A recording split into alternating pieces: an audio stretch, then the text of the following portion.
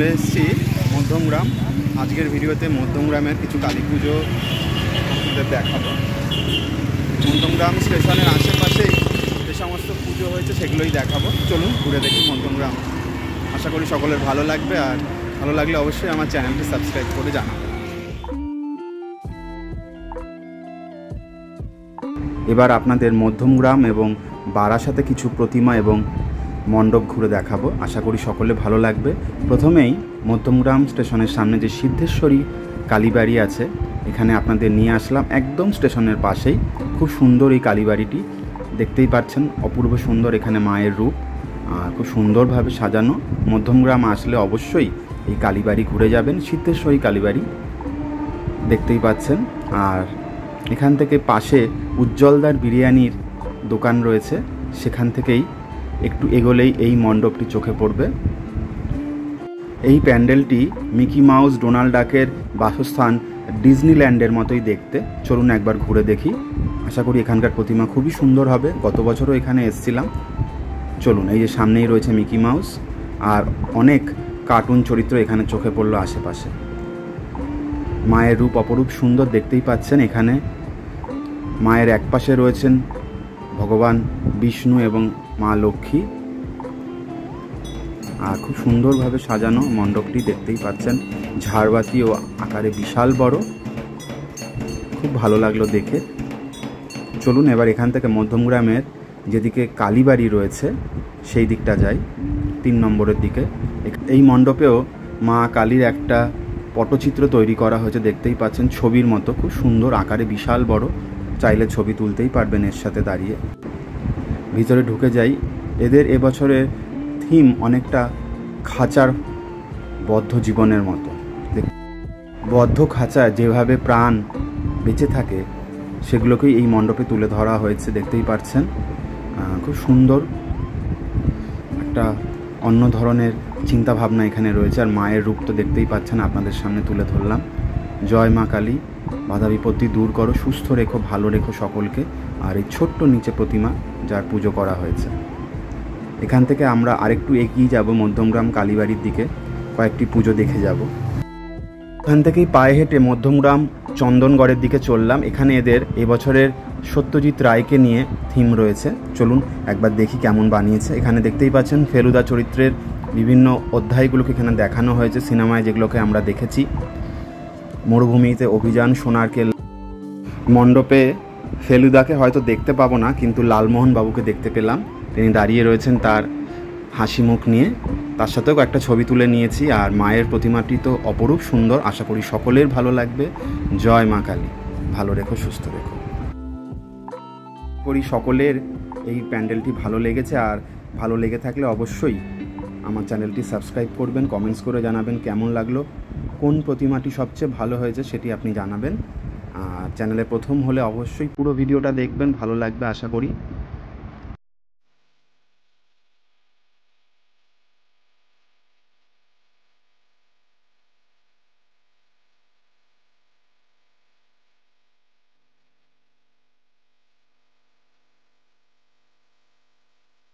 আর একটু হেঁটে চলে আসলাম মধ্যমগ্রাম কালীবাড়ির কাছে।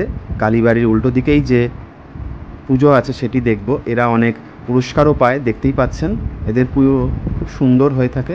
চলুন একবার। এদের এই বছরের থিম রয়েছে বেনারসের গঙ্গা আরতি। দেখতেই পাচ্ছেন সামনে একজন মুনি ঋষি বসে আছেন, আর তার পাশেই গঙ্গা আরতি চলছে বারাণসীর পবিত্র ঘাটে, কাশী বিশ্বনাথ মন্দিরের কাছাকাছি। এখন আমাদের কলকাতাতেও হয়ে থাকে বাবুঘাটে এবং বাগবাজার ঘাটে। আর এখানে মায়ের রূপটা দেখুন, মন প্রাণ শান্তি পেল মায়ের রূপ দেখে। পদ্ম ফুলের উপর মা বসে রয়েছেন, একটু অন্য অবতারে। একটু লাইট এখানে কম রয়েছে, এখানে প্রত্যেকবারই দেখি। আর এখানেও রয়েছেন পদ্ম ফুলের উপর মা বসে আছেন, দেখতেই পাচ্ছেন। লাইট থাকলে আরও ভালো করে আপনাদের দেখাতে পারতাম, কিন্তু যতটা চেষ্টা করলাম আশা করি ততটাই আপনাদের ভালো লেগেছে। খুব সুন্দরভাবে ফুল দিয়ে সাজানো রয়েছে। সত্যিকার এই মধ্যমগ্রামের কিছু পুজো খুবই ভালো হয়। পুরোটা তো ঘুরে দেখা হয় না, স্টেশনের আশেপাশে একটু ঘুরে দেখি। এরপর এখান থেকে পায়ে হেঁটে মধ্যমগ্রাম কালীবাড়িতে চলে আসলাম। কালীবাড়ির গেট এখন খোলা রয়েছে, কিন্তু মায়ের মন্দির বন্ধ, একটু পরে খুলবে। একবার ঘুরে দেখি, এত কাছে এসছি বলে। মায়ের দর্শন হয়তো আজ হবে না, কিন্তু এত কাছে এসছি বলেই একবার ঘুরে গেলাম। এখান থেকেই আমরা আবার বেরিয়ে যাব বারাসাতের দিকে। আর দু একটা ঠাকুর দেখে নিই মধ্যমগ্রামে, তারপর রওনা দেব বারাসাতের দিকে। এখন বিকেল প্রায় 5টা বাজে। জয় মা কালী। এখানে মধ্যমগ্রাম কালীবাড়ির নিয়মাবলী রয়েছে, কখন কখন খোলা থাকে আপনারা একবার পড়ে নিতে পারবেন। অবশ্যই মধ্যমগ্রাম চত্বরে আসলে এই কালীবাড়ি একবার ঘুরে যাবেন, পুজো দিয়ে যেতে পারেন। এখানে একই সাথে কৃষ্ণ মন্দিরও রয়েছে, সিদ্ধিবিনায়ক গণেশেরও মন্দির আছে। স্টেশনের খুব কাছে মধ্যমগ্রামে এই ঠাকুরটিও দেখে যাই, ভালো লাগে। বেশ সুন্দর আলোকসজ্জা রয়েছে রাস্তায়, দেখতেই পাচ্ছেন। আলোকসজ্জার জন্যই মধ্যমগ্রাম বারাসাতের প্যান্ডেলগুলি আরও আকর্ষণীয় হয়ে ওঠে। এখানে বাড়ির পুজো আপনাদের দেখালাম, খুব সুন্দর প্রতিমাটি। আর এখান থেকে পায়ে হেঁটে এগোলেই এই ক্লাবের পুজোটি, প্রত্যেকবারই এখানে এসে দেখে যাই। চলুন, এখানে একটু কাট আউট করা হয়েছে। আর এদের এবছরের থিম হলো প্রাপ্তি ইয়ং সেন্টার ক্লাব। চলুন এদের থিমটা একবার ঘুরে দেখি, আশা করি ভালো হয়েছে। খুব সুন্দর মনে হলো তো বাইরে দিয়ে দেখি। ভিতরে দেখতে পাচ্ছেন ঠিক এখানে স্বর্গের সিঁড়ির মতো একটা রূপ দেওয়ার চেষ্টা করা হয়েছে। আর সেরকমই কাঠের আসবাবপত্র দিয়ে মণ্ডপটি তৈরি করা হয়েছে। জানালা রয়েছে, ছোট ছোট টুল। মানুষের জীবনে প্রাপ্তির শেষ নেই, সে একটির পর একটি অধ্যায় যখন অতিক্রম করে জীবনে অনেক কিছু পায়, অনেক কিছু হারায়। এখানে হয়তো সেগুলোকেই ফুটিয়ে তোলা হয়েছে। বেশ আলো আধারে পরিবেশ, দেখতেই পাচ্ছেন, খুবই ফটোজেনিক। আসলে অবশ্যই এখানে কয়েকটা ছবি তুলে যাবেন। আর এখানেও মায়ের রূপটা দেখুন, মায়ের উপর নাগ দেবতা বসে রয়েছেন, মাকে যেন রক্ষা করে রয়েছেন। পিছনে মহিষের শিংয়ের মতো কিছু বোঝা গেল। আশেপাশেও সেই সিঁড়ি রয়েছে, জানি না এই সিঁড়ি কোথায় নিয়ে যাচ্ছে মানুষকে। এখান থেকে এবার আমরা সরাসরি ট্রেন ধরে চলে আসলাম বারাসাতে। মধ্যমগ্রাম স্টেশনে দেখে মনে হচ্ছিল বোমাতঙ্ক, কারণ ওখানে বম্ব স্কোয়াডের লোকদের দেখছিলাম, প্রচুর পুলিশ। জানি না তারা কিছুটা সিক্রেট ব্যাপারটা রেখেছে। আর বারাসাতে নেবেই তো মানুষের ঢল, এত ভিড়। কোনোবার রাত্রেবেলা আসিনি বারাসাত, এইবারই প্রথম। দেখতেই পাচ্ছেন প্রচুর মানুষের ঢল, ছোট থেকে বড় সকলেই ভিড় করেছে শ্রী শ্রী শ্যামা প্রতিমা দর্শনের জন্য। বারাসাত স্টেশনে নেবে সবার প্রথম এই মণ্ডপটি চোখে পড়বে আমাদের ডাকবাংলো মোড়ের দিকে যেতে হলে। চলুন একবার ঘুরে দেখি ভিতরে কী আছে।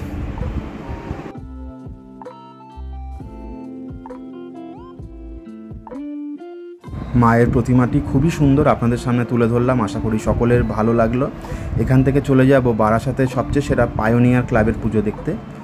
এখান থেকে কিছুটাই, কিন্তু অনেকটা ঘুর পথে মণ্ডপে প্রবেশ করতে হচ্ছে, তাই সময়ও লাগলো অনেকটা। চলুন একবার ঘুরে দেখি পায়োনিয়ার ক্লাবের পুজো। এই পুকুরের পাশ দিয়ে ঘুরে ঘুরে যেতে হয় পায়োনিয়ার ক্লাবে। এদের আলোকসজ্জা অনেকটা চন্দননগরের কথা মনে করাচ্ছে। চন্দননগরও এই ধরনের আলোকসজ্জা চোখে পড়বে এক সপ্তাহ পরেই। আলোর শহর চন্দননগর সেজে উঠবে জগদ্ধাত্রী মায়ের আরাধনায়। আর এখন শ্যামা পুজোর জন্য এই ধরনের আলোকসজ্জার ব্যবস্থা করা হয় মধ্যমগ্রামে এবং বারাসাতে। আশা করি ভালো লাগলো সকলের। আর ভালো লাগলে অবশ্যই জানাবেন কোন প্রতিমাটি সবচেয়ে সুন্দর হয়েছে।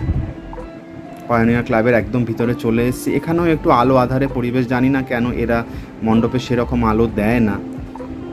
দৃশ্যমানতার একটা সমস্যা হয়ে থাকে মানুষের হাঁটা চলা, যেহেতু ছেলে আর মেয়েদের আলাদা লাইন নেই, তাই সমস্যাটা আরও বাড়ে। পায়োনিয়ার ক্লাবের একদম ভিতরে প্রবেশ করেছি। এখানে পুজোর পাশাপাশি মেলারও আয়োজন করা হয়, অনেক বড় মাঠ, সেখানে মেলাও বসে, খুব মানুষের ভিড় হয়, দেখতেই পাচ্ছেন। চলুন মায়ের প্রতিমাটি একবার দেখে নিই। আশা করি এটিও খুব সুন্দর হয়েছে প্রত্যেকটি প্রতিমার মতো। সত্যি এখানের প্রতিমাটি খুবই সুন্দর, আশা করি সকলের ভালো লেগেছে। জয় মা কালী। এবার এখান থেকে আমরা বেরিয়ে আসব নবপল্লীর দিকে। মেলাটিকে ভিতর দিয়ে আমাদের যেতে হবে, কারণ এত লোকের ভিড়, কোনো শর্টকাট নেই, ঘুরে ঘুরেই যেতে হচ্ছে। নবপল্লীর দিকে যাব, সেখানে একটা দুটো পুজো দেখে নেব। পায়োনিয়ার থেকে পায়ে হেঁটেই আমরা নবপল্লীর দিকে চলে আসলাম। এখানে ডাকবাংলো মোড়ের কাছাকাছি আমরা রয়েছি, দেখতেই পাচ্ছেন প্রচুর মানুষের ভিড়। কোন দিকে কলকাতা, কোন দিকে স্টেশন বুঝতেই পারছি না, একটু জিজ্ঞাসা করে নিতে হলো। যানবাহন একেবারেই চলছে না, নো এন্ট্রি রয়েছে এখানে, কিন্তু তবুও এখানে মানুষের ভিড় কম হচ্ছে না। এখানে প্রেম মন্দির বানিয়েছে কল্যাণীর রথতলাতে যেমন বানিয়েছিল দুর্গাপুজোতে সেরকম। চলুন সেটা একবার দেখে আসি। খুব ভিড় রাস্তাঘাটে, বাইক নিয়ে তো লোকে চলছে, এছাড়া মানুষেরও ভিড়, ছোট থেকে বড় সকলেই শ্রী শ্রী শ্যামা প্রতিমাকে দর্শন করার জন্য ভিড় করেছে। বারাসাতের পুজো এমনিতেই জগৎ বিখ্যাত, সকলেই জানেন, দূর দূর থেকে লোকেরা আসে। এখানে আলোকসজ্জার মাধ্যমে সিদ্ধিদাতা গণেশকে দেখানো হয়েছে, আবার কোথাও কৃষ্ণকে দেখানো হয়েছে, কোথাও আবার মা কালীকে দেখানো হয়েছে। সত্যিই ভালো লাগছে। দূর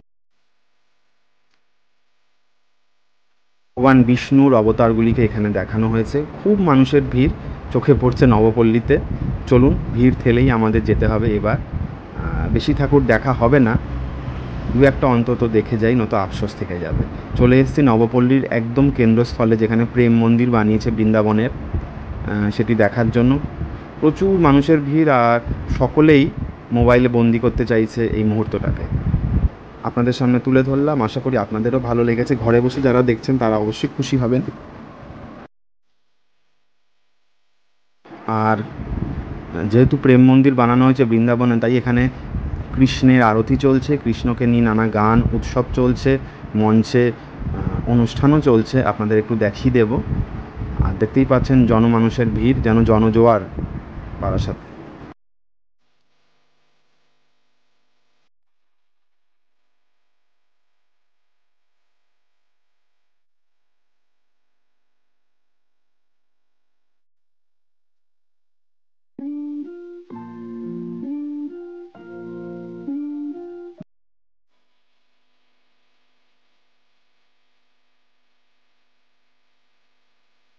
আশা করি আপনাদের খুব ভালো লাগলো এই নবপল্লীর প্রতিমা দেখে। এবার এখান থেকে আমরা স্টেশনের দিকেই রওনা দেবো। এই কৈলাস দেখতে আর যেতে পারলাম না,